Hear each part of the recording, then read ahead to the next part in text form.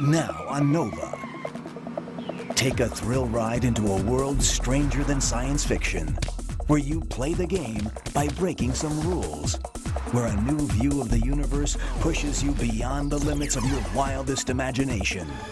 This is the world of string theory, a way of describing every force and all matter, from an atom to Earth to the end of the galaxies, from the birth of time to its final tick, in a single theory, a theory of everything. Our guide to this brave new world is Brian Greene, the best-selling author and physicist. No matter how many times I come here, I never seem to get used to it. Can he help us solve the greatest puzzle of modern physics? That our understanding of the universe is based on two sets of laws that don't agree. Resolving that contradiction eluded even Einstein, who made it his final quest. After decades, we may finally be on the verge of a breakthrough. The solution is strings. Tiny bits of energy vibrating like the strings on a cello. A cosmic symphony at the heart of all reality. But it comes at a price.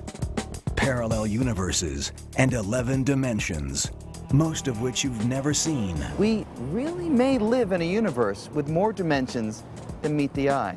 People who've said that there are extra dimensions of space have been labeled crackpots or people who are bananas.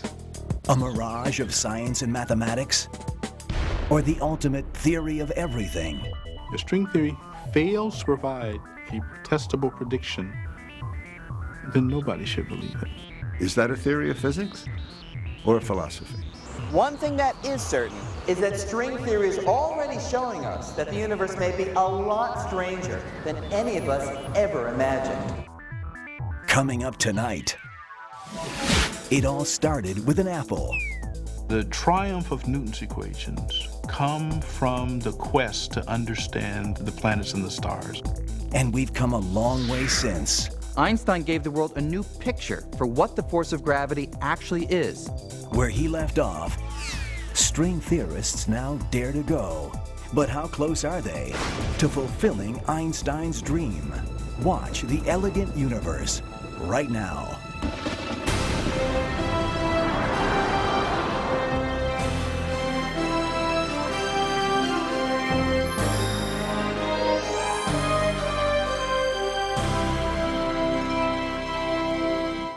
Major funding for NOVA is provided by the Park Foundation. Science. It's given us the framework to help make wireless communications clear. Sprint is proud to support NOVA. We see an inventor. At Microsoft, your potential inspires us to create software that helps you reach it. Your potential, our passion. Funding for the Elegant Universe is provided by the Alfred P. Sloan Foundation to enhance public understanding of science and technology. And by the National Science Foundation, America's investment in the future. Additional funding is provided by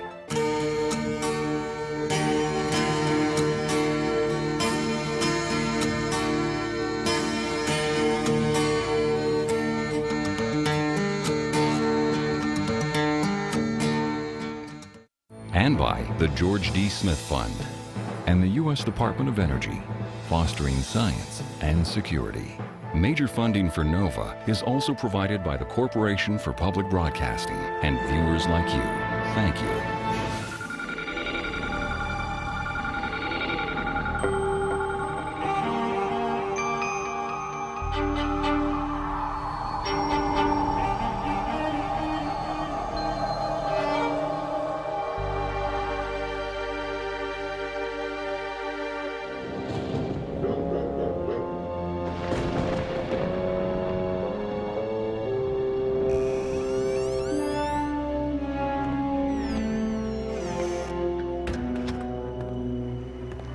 50 years ago, this house was the scene of one of the greatest mysteries of modern science. A mystery so profound that today, thousands of scientists on the cutting edge of physics are still trying to solve it. Albert Einstein spent his last 2 decades in this modest home in Princeton, New Jersey. And in his second-floor study, Einstein relentlessly sought a single theory so powerful it would describe all the workings of the universe. Even as he neared the end of his life, Einstein kept a notepad close at hand, furiously trying to come up with the equations for what would come to be known as the theory of everything. Convinced he was on the verge of the most important discovery in the history of science, Einstein ran out of time, his dream unfulfilled.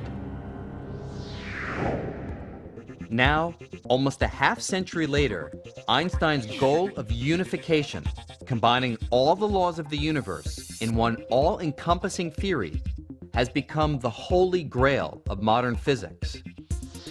And we think we may at last achieve Einstein's dream with a new and radical set of ideas called string theory.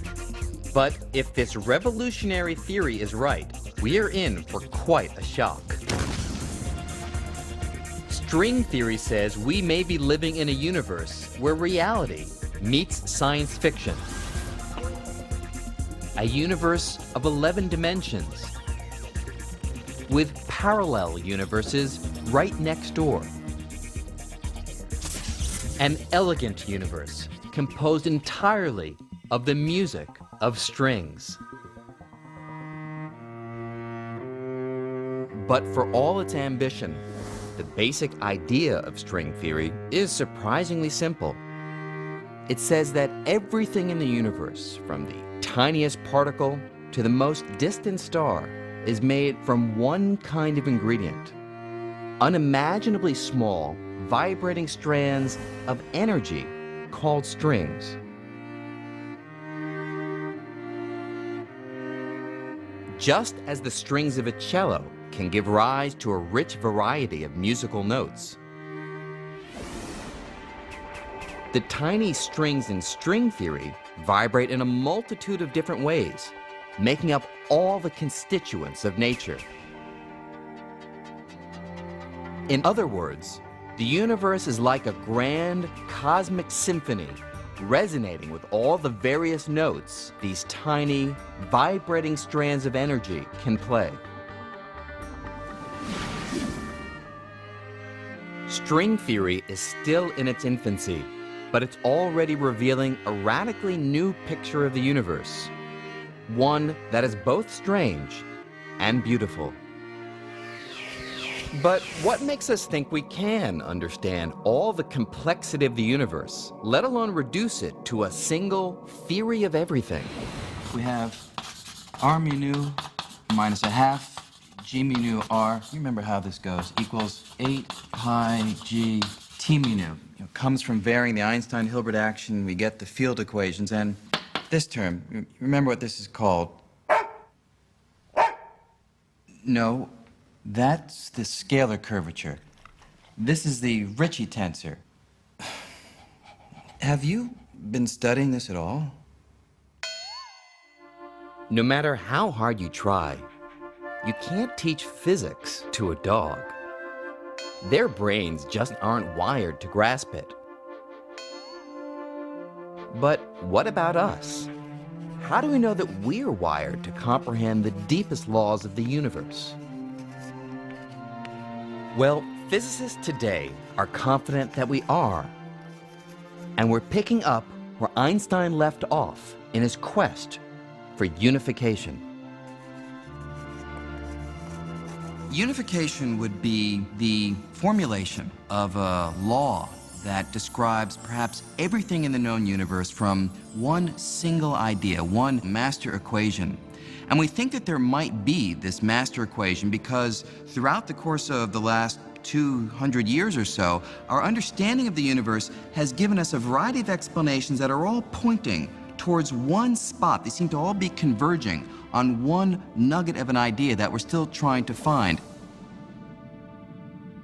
Unification is where it's at.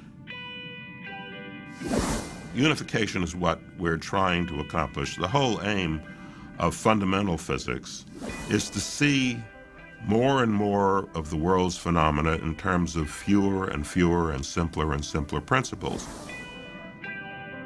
We feel as physicists that if we can explain a wide number of phenomena in a very simple manner, that's somehow progress. There is almost an emotional aspect to the way in which the great theories in physics sort of encompass a wide variety of apparently different physical phenomena. So this idea that we should be aiming to unify our understanding is inherent, essentially, to the whole way in which this kind of science progresses. And long before Einstein, the quest for unification began with the most famous accident in the history of science. As the story goes, one day in 1665, a young man was sitting under a tree when all of a sudden he saw an apple fall from above. And with the fall of that apple, Isaac Newton revolutionized our picture of the universe. In an audacious proposal for his time, Newton proclaimed that the force pulling apples to the ground and the force keeping the moon in orbit around the Earth were actually one and the same. In one fell swoop, Newton unified the heavens and the Earth in a single theory he called gravity. The unification of the celestial with the terrestrial, that the same laws that govern the planets in their motions govern the tides and the falling of fruit here on Earth. It was a fantastic unification of our picture of nature. Gravity was the first force to be understood scientifically, though 3 more would eventually follow. And although Newton discovered his law of gravity more than 300 years ago, his equations describing this force make such accurate predictions that we still make use of them today. In fact, scientists needed nothing more than Newton's equations to plot the course of a rocket that landed men on the moon. Yet, there was a problem. While his laws described the strength of gravity with great accuracy, Newton was harboring an embarrassing secret. He had no idea how gravity actually works.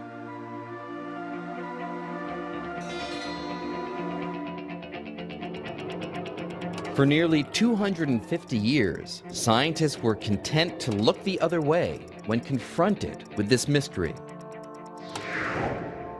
But in the early 1900s, an unknown clerk working in the Swiss patent office would change all that. While reviewing patent applications, Albert Einstein was also pondering the behavior of light. And little did Einstein know that his musings on light would lead him to solve Newton's mystery of what gravity is. At the age of 26, Einstein made a startling discovery: that the velocity of light is a kind of cosmic speed limit, a speed that nothing in the universe can exceed. But no sooner had the young Einstein published this idea than he found himself squaring off with the father of gravity. The trouble was, the idea that nothing can go faster than the speed of light flew in the face of Newton's picture of gravity. To understand this conflict, we have to run a few experiments. And to begin with, let's create a cosmic catastrophe. Imagine that all of a sudden, and without any warning, the sun vaporizes and completely disappears. Now, let's replay that catastrophe and see what effect it would have on the planets according to Newton. Newton's theory predicts that with the destruction of the sun, the planets would immediately fly out of their orbits careening off into space.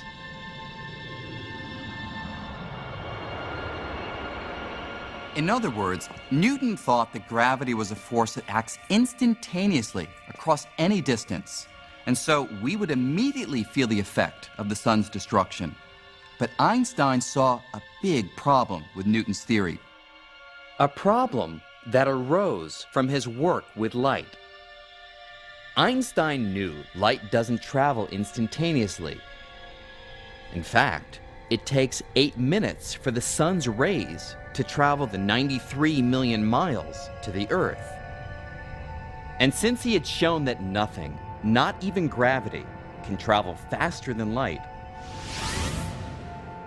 how could the Earth be released from orbit before the darkness resulting from the sun's disappearance reached our eyes?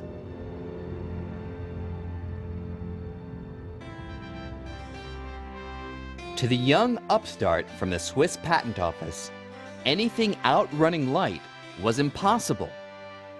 And that meant the 250-year-old Newtonian picture of gravity was wrong. If Newton is wrong, then why do the planets stay up? Because remember, the triumph of Newton's equations come from the quest to understand the planets and the stars, in particular the problem of why do the planets have the orbits that they do. And with Newton's equations, you can calculate the way that the planets will move. Einstein's got to resolve this dilemma. In his late 20s, Einstein had to come up with a new picture of the universe in which gravity does not exceed the cosmic speed limit. Still working his day job in the patent office, Einstein embarked on a solitary quest to solve this mystery. After nearly 10 years of racking his brain, he found the answer in a new kind of unification. Einstein came to think of the 3 dimensions of space and the single dimension of time as bound together in a single fabric of space-time.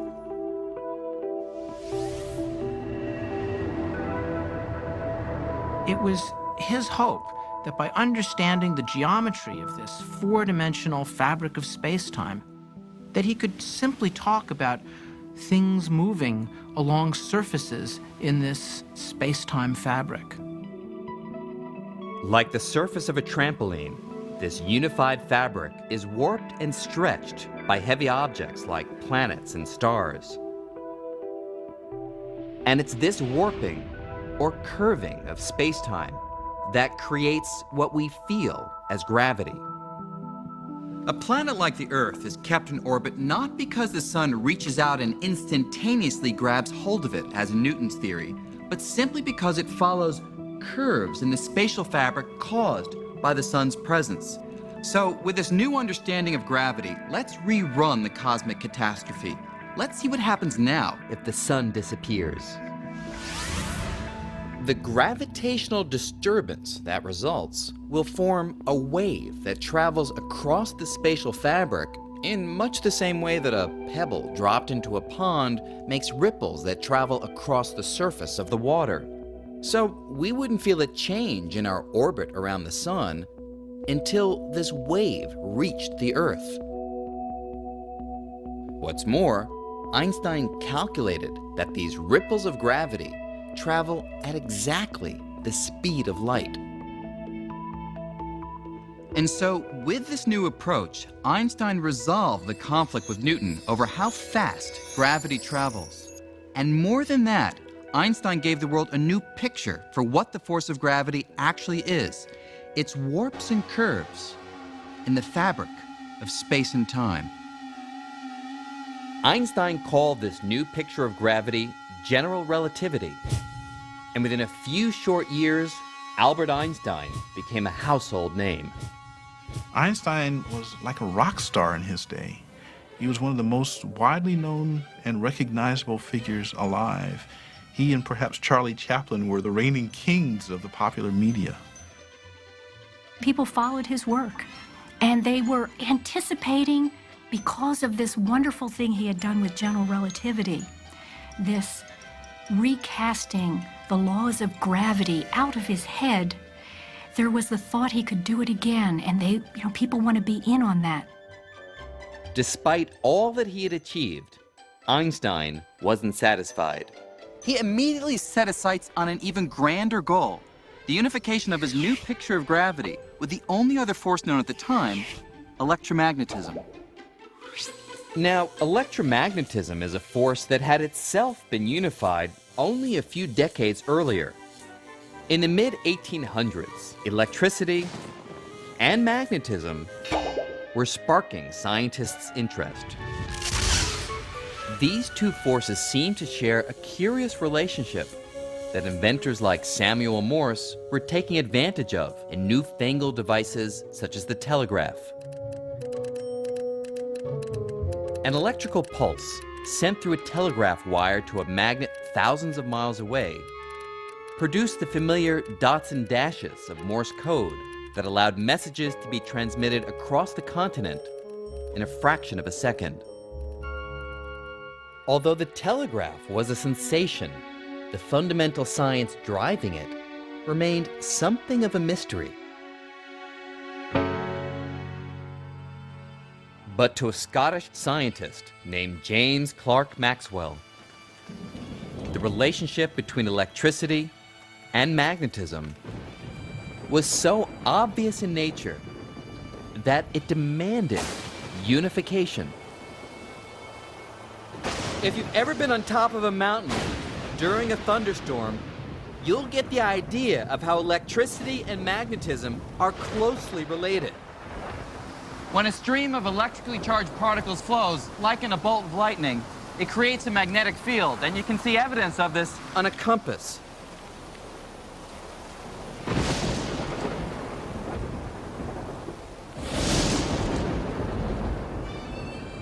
Obsessed with this relationship, the Scot was determined to explain the connection between electricity and magnetism in the language of mathematics.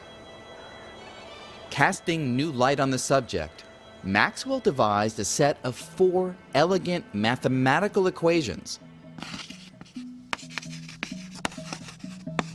that unified electricity and magnetism in a single force called electromagnetism. And like Isaac Newton before him, Maxwell's unification took science a step closer to cracking the code of the universe. That was really the remarkable thing, that these different phenomena were really connected in this way. And it's another example of diverse phenomena coming from a single underlying building block or a single underlying principle. Imagine that everything that you can think of which has to do with electricity and magnetism can all be written in 4 very simple equations. Isn't that incredible? Isn't that amazing? I call that elegant.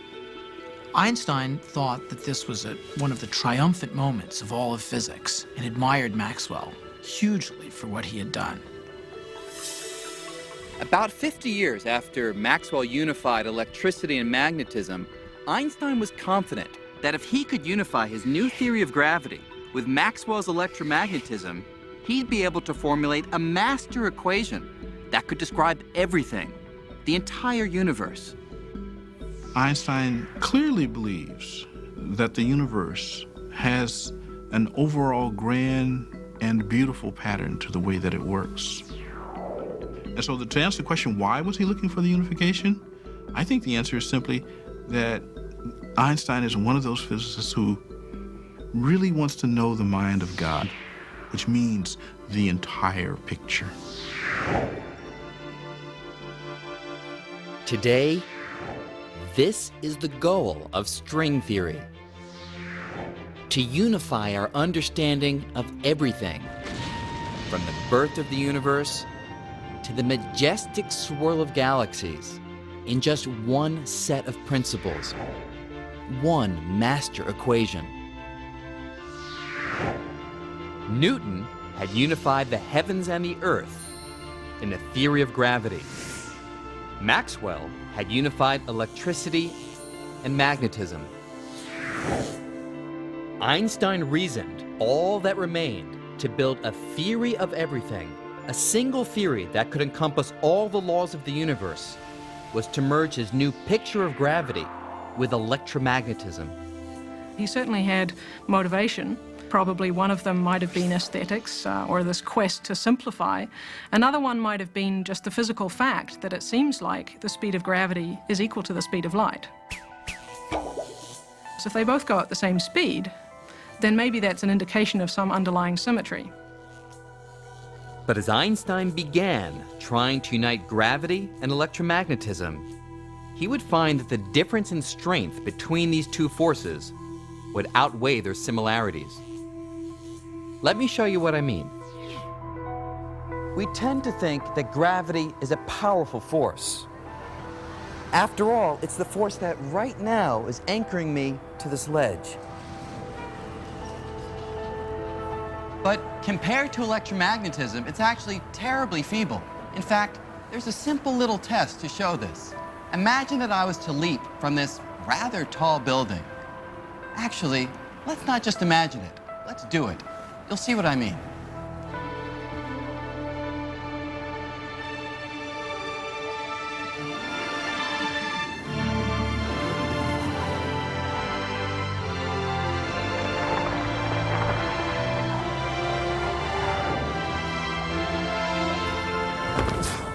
Now, of course, I really should have been flattened, but the important question is, what kept me from crashing through the sidewalk and hurtling right down to the center of the earth? Well, strange as it sounds, the answer is electromagnetism. Everything we can see, from you and me to the sidewalk, is made of tiny bits of matter called atoms. And the outer shell of every atom contains a negative electrical charge. So when my atoms collide with the atoms in the cement, these electrical charges repel each other with such strength that just a little piece of sidewalk can resist the entire Earth's gravity and stop me from falling. In fact, the electromagnetic force is billions and billions of times stronger than gravity. That seems a little strange because gravity keeps our feet to the ground, it keeps the Earth going around the sun. But in actual fact, it manages to do that only because it acts on huge, enormous conglomerates of matter. You know, you, me, the Earth, the sun. But really at the level of individual atoms, gravity is a really incredibly feeble, tiny force. It would be an uphill battle for Einstein to unify these two forces of wildly different strengths. And to make matters worse, barely had he begun before sweeping changes in the world of physics would leave him behind. Einstein had achieved so much in the years up to about 1920 that he naturally expected that he could go on by playing the same theoretical games and go on achieving great things. And he couldn't. Nature revealed itself in other ways in the 1920s and 1930s, and the particular tricks and tools that Einstein had at his disposal that had been so fabulously successful just weren't applicable anymore.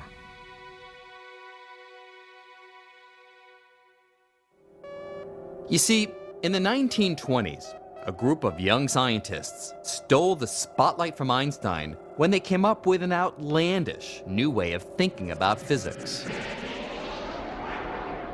Their vision of the universe was so strange, it makes science fiction look tame, and it turned Einstein's quest for unification on its head.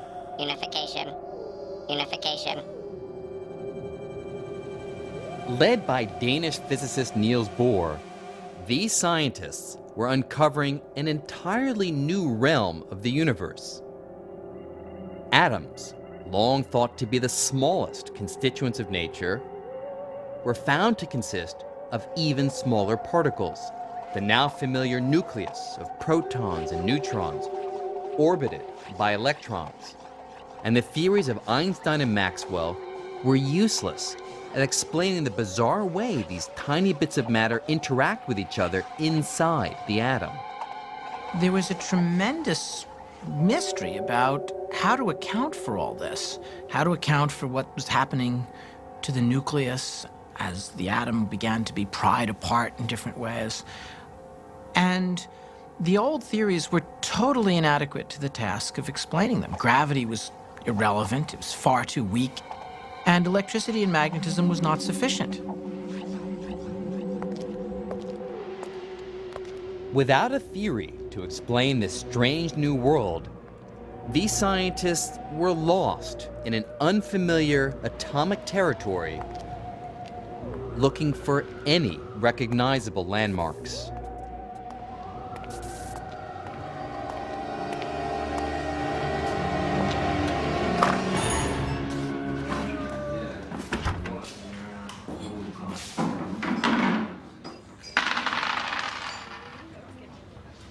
Then, in the late 1920s, all that changed. During those years, physicists developed a new theory called quantum mechanics, and it was able to describe the microscopic realm with great success. But here's the thing. Quantum mechanics was so radical a theory that it completely shattered all previous ways of looking at the universe.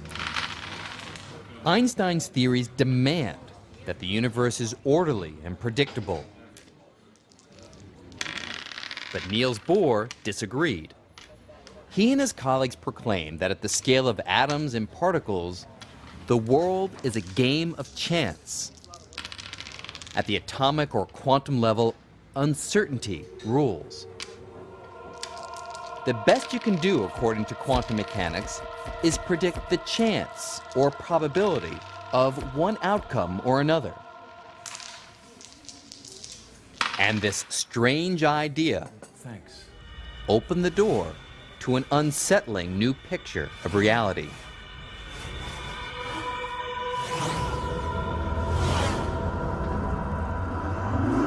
It was so unsettling that if the bizarre features of quantum mechanics were noticeable in our everyday world, like they are here in the Quantum Cafe, you might think you'd lost your mind.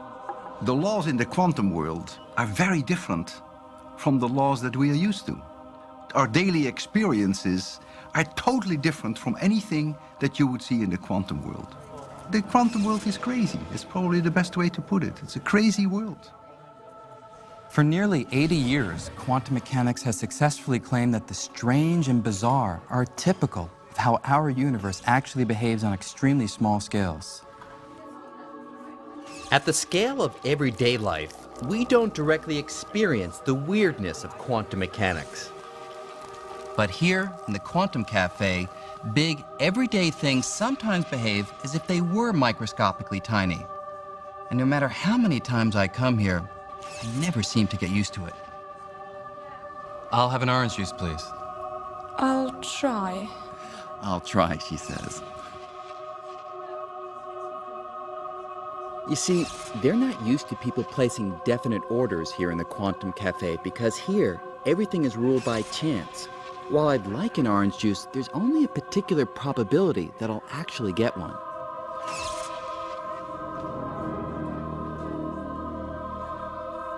And there's no reason to be disappointed with one particular outcome or another because quantum mechanics suggests that each of the possibilities, like getting a yellow juice or a red juice, may actually happen.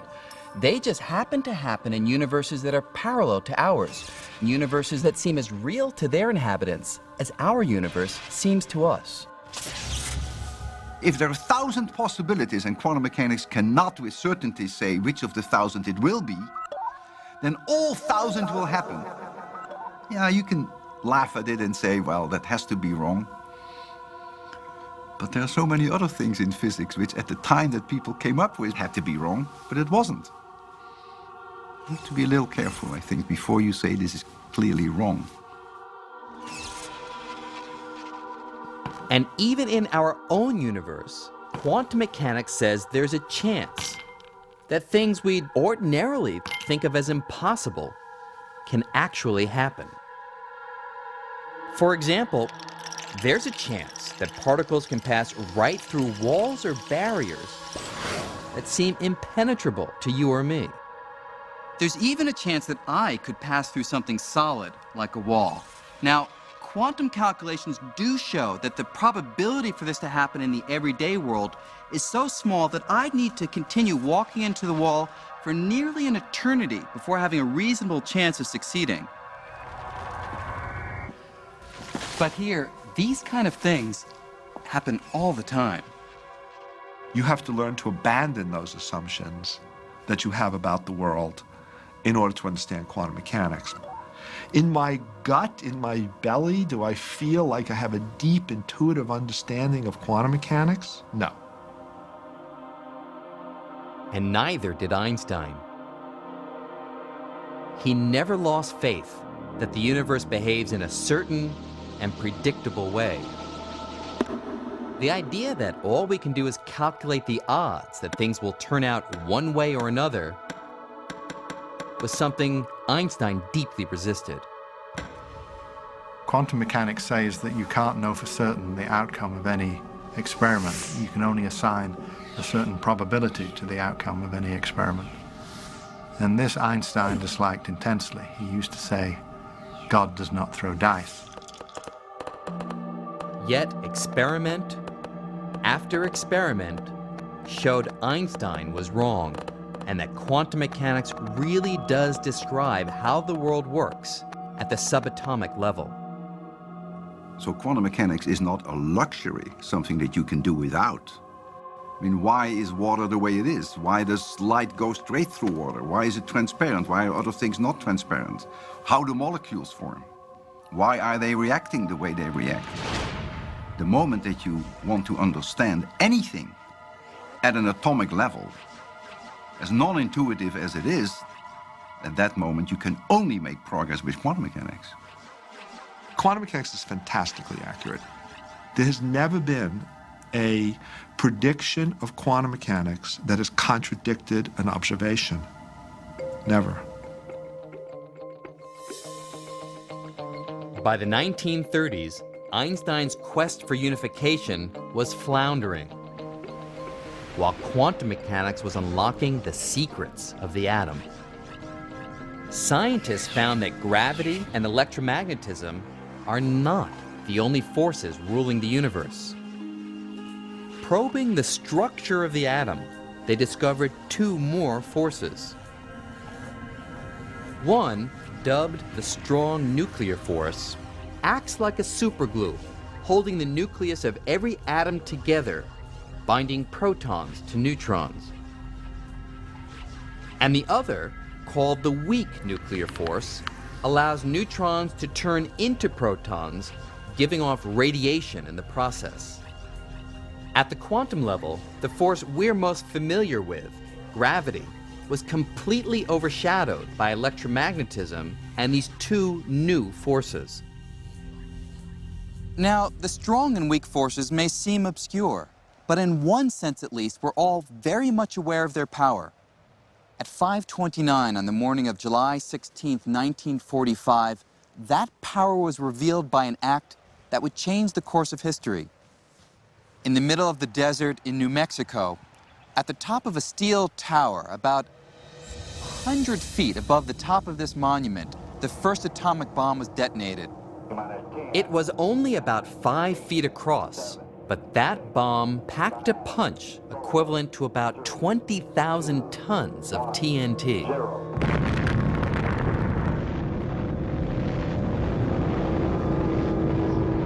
With that powerful explosion, scientists unleashed the strong nuclear force, the force that keeps neutrons and protons tightly glued together inside the nucleus of an atom.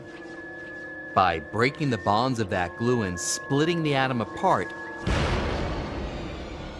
vast, truly unbelievable amounts of destructive energy were released.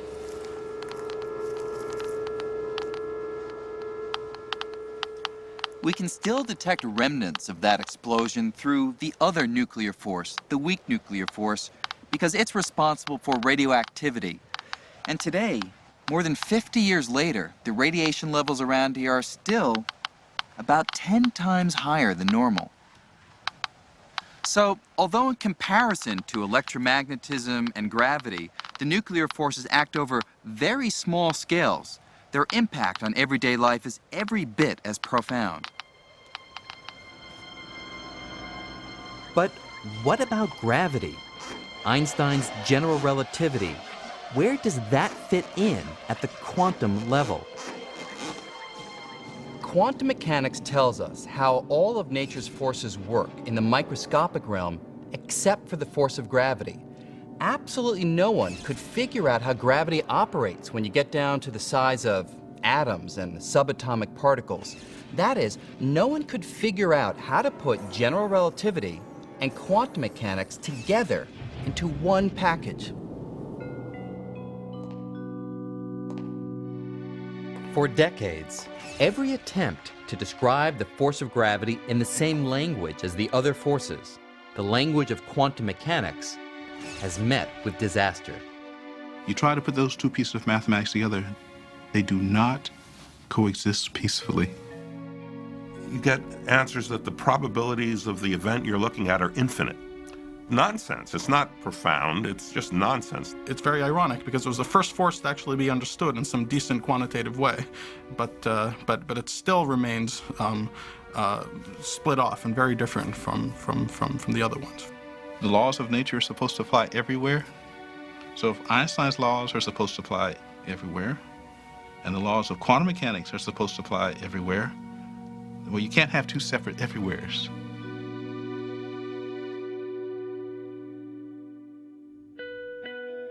In 1933, after fleeing Nazi Germany, Einstein settled in Princeton, New Jersey.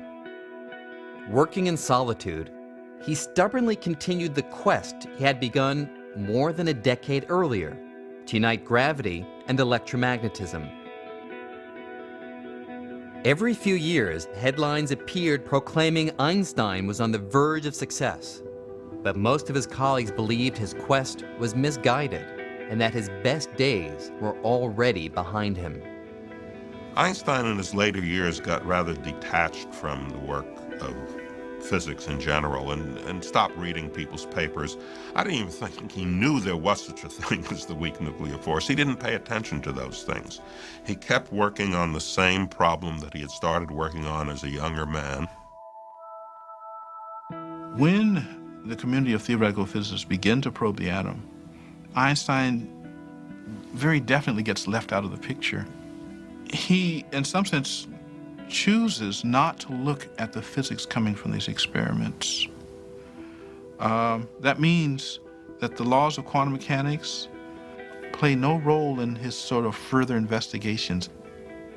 He's thought to be this doddering, sympathetic old figure who led an earlier revolution but somehow fell out of it.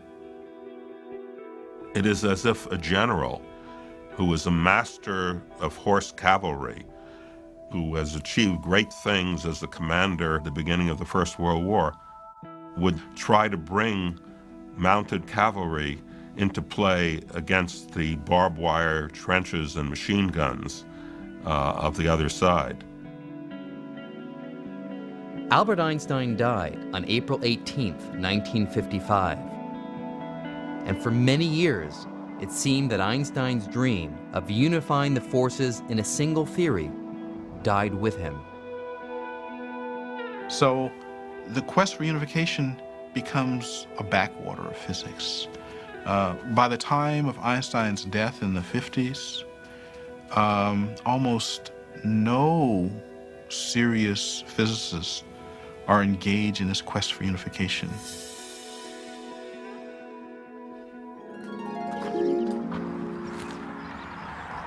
In the years since, physics split into two separate camps. One that uses general relativity to study big and heavy objects, things like stars, galaxies, and the universe as a whole.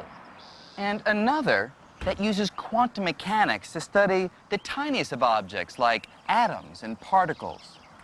This has kind of been like having two families that just cannot get along and never talk to each other, living under the same roof. There just seemed to be no way to combine quantum mechanics and general relativity in a single theory that could describe the universe on all scales.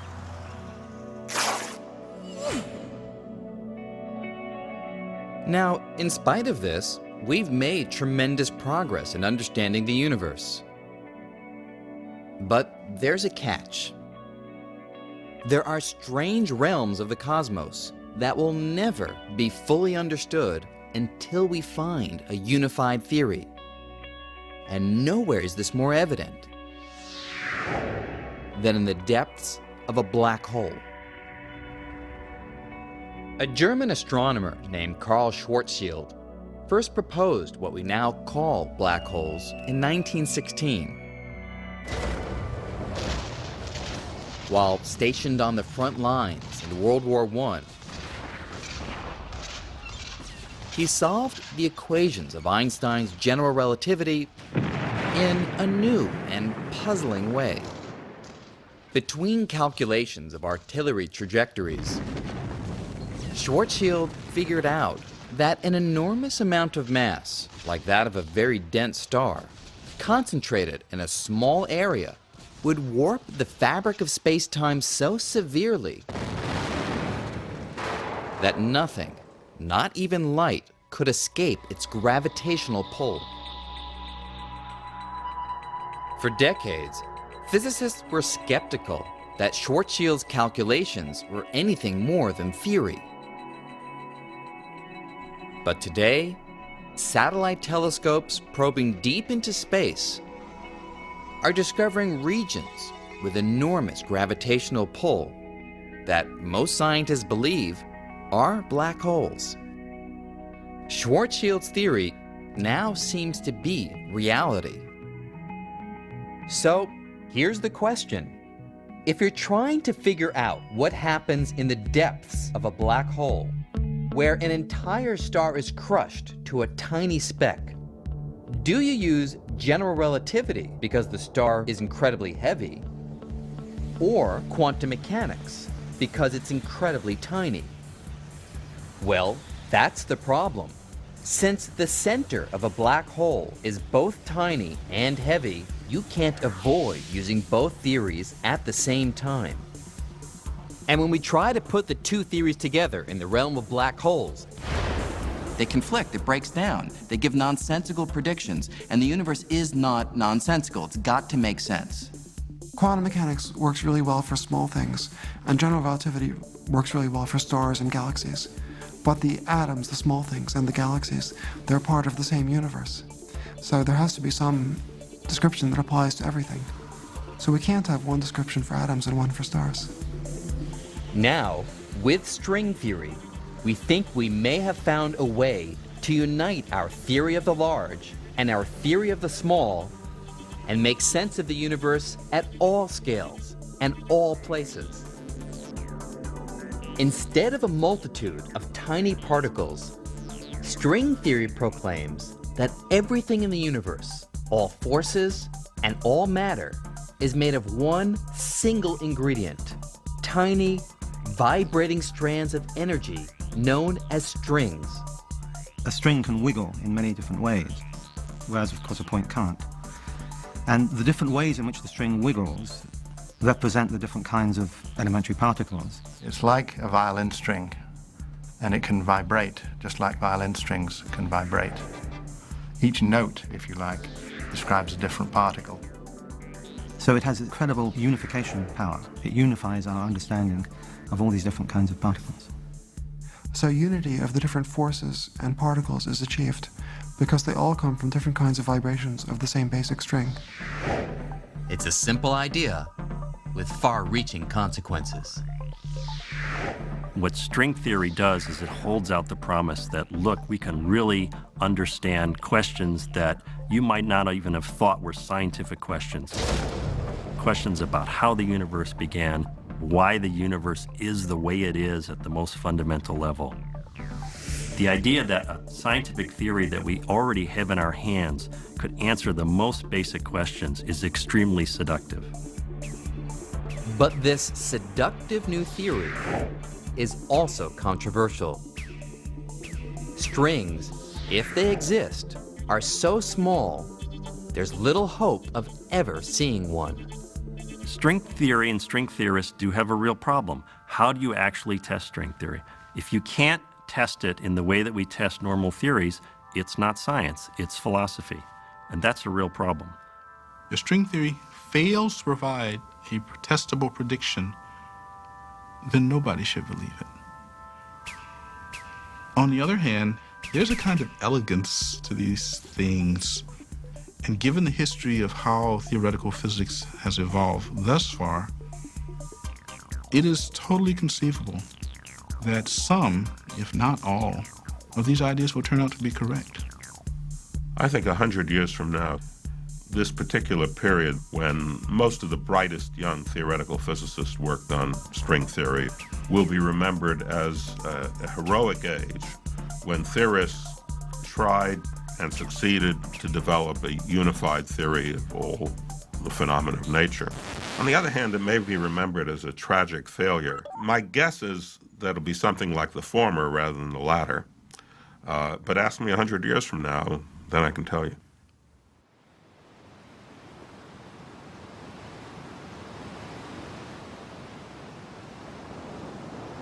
Our understanding of the universe has come an enormously long way during the last 3 centuries.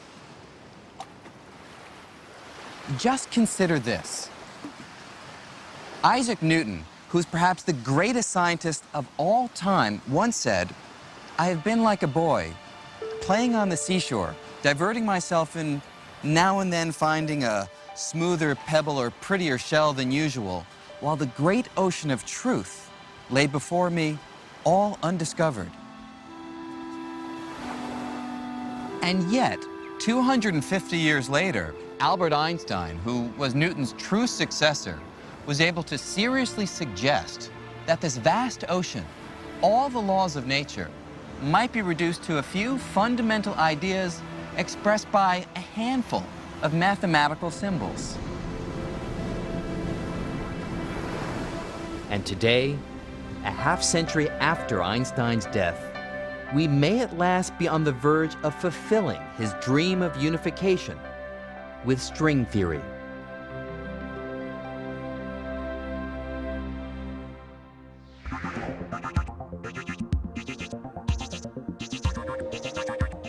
But where did this daring and strange new theory come from? How does string theory achieve the ultimate unification of the laws of the large and the laws of the small? And how will we know if it's right or wrong? No experiment can ever check up what's going on at the distances that are being studied. The theory is permanently safe. Is that a theory of physics or a philosophy? It isn't written in the stars that we're going to succeed, but in the end, we hope we will have a single theory that governs everything.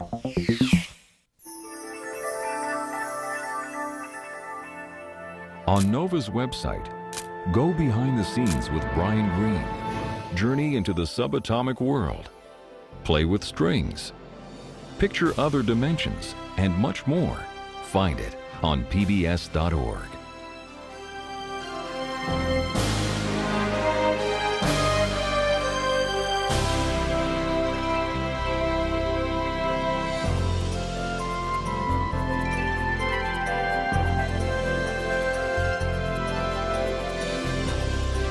To order this program on VHS or DVD, or the book The Elegant Universe, please call WGBH Boston Video at 1-800-255-9424.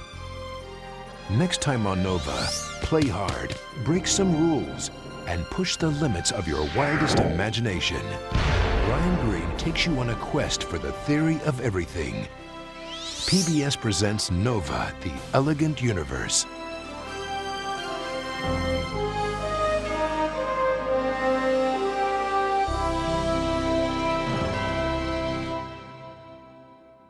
Nova is a production of WGBH Boston. Major funding for Nova is provided by the Park Foundation.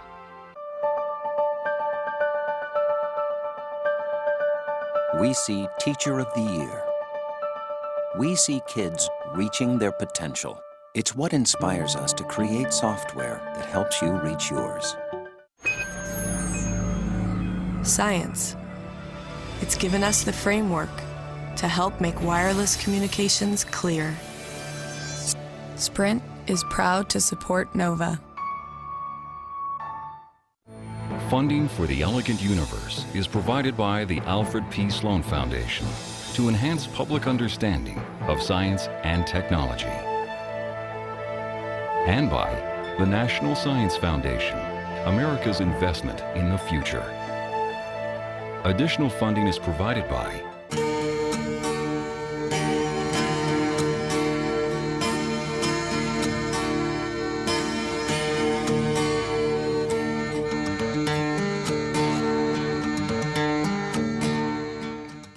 and by the George D. Smith Fund and the U.S. Department of Energy, fostering science and security. Major funding for NOVA is also provided by the Corporation for Public Broadcasting and viewers like you. Thank you. We are PBS.